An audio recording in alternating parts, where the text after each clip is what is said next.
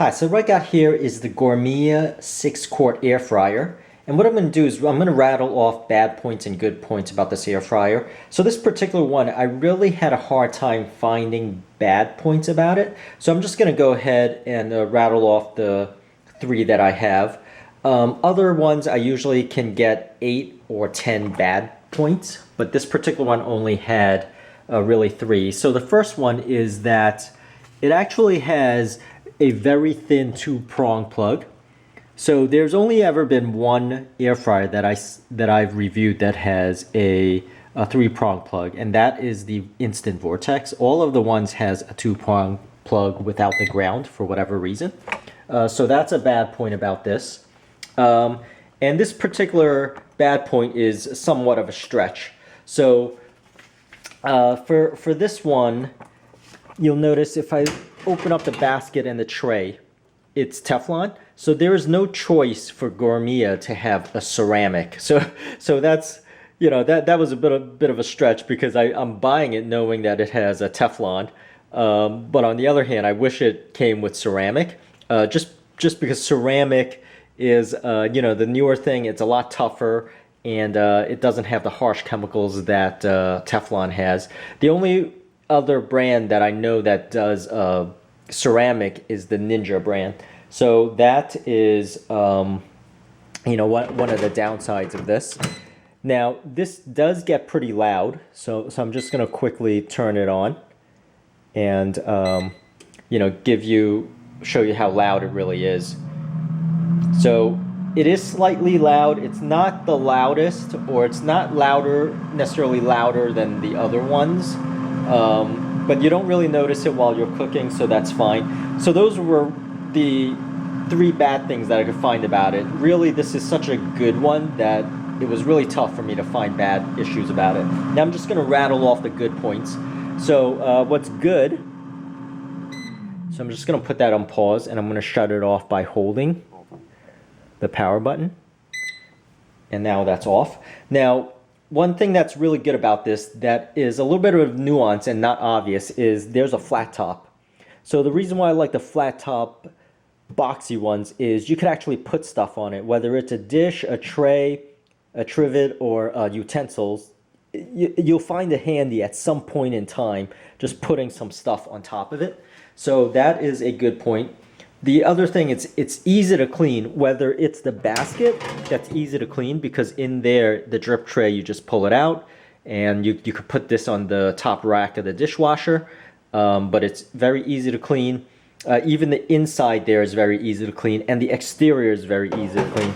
So another good point when I say it's very easy to clean is this is not a fingerprint magnet. So you can see I'm wiping my fingerprints all over it, and it's not a fingerprint magnet. The other thing that's not very obvious is I actually prefer square boxy air fryers over the round ones. And the reason why is it maximizes the countertop space. So I'll have the corners to basically put the food in. So for example, imagine if this was round. I would lose all the corner area or corner food space to actually spread out the food. And yet it would take up basically just about the same amount of real estate on the countertop. So the fact that it is nice and wide because it's square is just a good plus. Now it is very stylish. So, it has nice little accents to it, a bevel. So it looks really nice. It is well built. Now, just going to the control panel, the good stuff about this is when I turn it on, you'll notice there are presets. So that is preheat. You could, French fries, seafood, pizza, drumsticks, fish, meat, cake, and bacon. And this is your manual setting where you could change the time and temperature. So that is the good thing, is that there is a preset. It also has a pause button. So not all of these air fryers have a pause button. So if I start it and it kicks off, I could actually push the button to pause it. So that's a neat feature. Other ones, you pull out the tray and it acts as pause. So I'm going to pause it here, and then I could take it out and then do whatever I want with it, put more flavoring in it or put seasoning. So that is one aspect of it. I do want to emphasize the round versus the square one. So the round ones I find just gives you limited food placement. Once again, you lose the corner area, but then it takes just as much desktop real estate. The other thing I want to mention that's good about this is your simplistic drip pan and sort of drip pan. It's not the basket within a basket. So I'm going to show you the basket within a basket. So other Gourmias will have the basket in a basket, and I will have both links in the description area where it's basket within a basket.